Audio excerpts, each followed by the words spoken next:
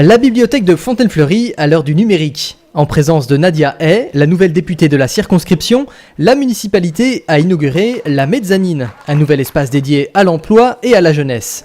Des ordinateurs, des tablettes, le Wi-Fi, mais aussi l'accès à la presse en ligne.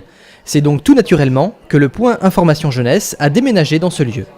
Pour les jeunes en particulier, ils vont y trouver l'information sur les métiers, la formation, la culture, ceux qui viennent chercher dans un point d'information jeunesse et qu'on retrouve aussi dans une bibliothèque. Donc là, on mutualise les talents. C'est quelque chose effectivement de très important d'allier l'éducation au numérique. Nous évoluons dans une nouvelle ère et il faut s'adapter au monde qui nous entoure. Et créer des espaces aujourd'hui comme ceux-là qui sont innovants permet justement de vivre avec son temps. Le PIGE de Fontaine-Fleury fait partie du réseau Yvelines Information Jeunesse qui multiplie les initiatives pour informer et orienter les jeunes dans leur réussite professionnelle. L'accès à l'information est complètement différent. Aujourd'hui, vous avez 93% des plus de 12 ans qui ont un téléphone mobile, 70% c'est un smartphone. Donc quand on a un smartphone dans la poche, si on vous dit que pour accéder à l'information, il faut aller dans un bâtiment administratif, ouvrir un classeur, on vous regarde assez bizarrement. Donc un des enjeux, c'est d'articuler la valeur qui reste extrêmement importante de l'accompagnement individuel, de la rencontre, et puis ces flots d'informations auxquels on peut accéder. Effectivement, en plus de ces outils numériques, des professionnels seront toujours présents pour des conseils personnalisés.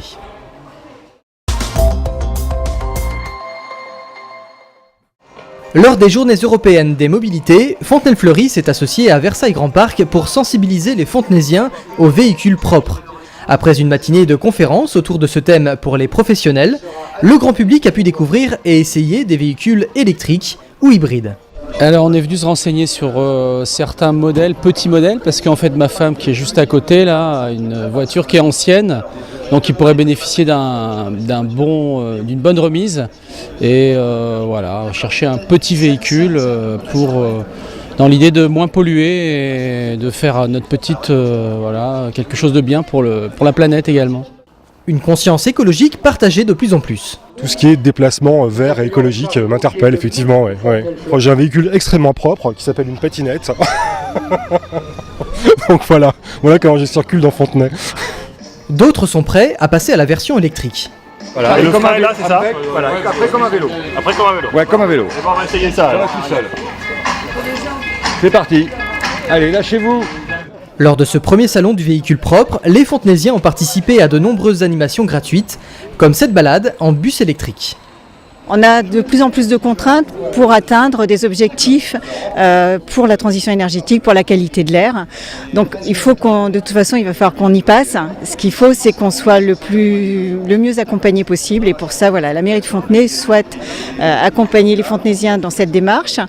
La ville travaille par ailleurs sur un plan vélo, ainsi que sur le déploiement de bornes électriques sur la commune.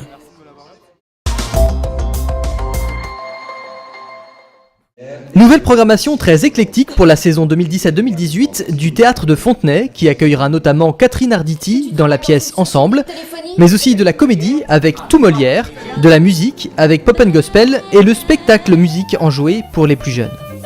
Le théâtre de Fontenay a atteint une vitesse de croisière. On est à la fois ravis sur la diversité de la programmation qui répond aux attentes des Fontenaisiens. On est aussi très content des évolutions du cinéma qui arrive à avoir les films de plus en plus tôt. Le théâtre a vraiment trouvé son rôle dans la ville et avec tous les acteurs.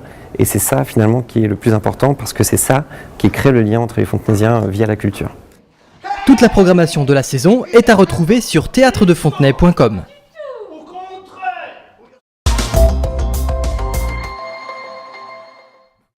Très beau succès pour la foire au grenier. Jouets, vêtements et bibelots en tout genre, les Fontenaisiens ont fait le plein de bonnes affaires.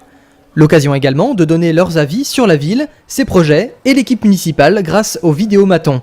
Les meilleurs extraits seront bientôt disponibles sur le site internet de Fontenay.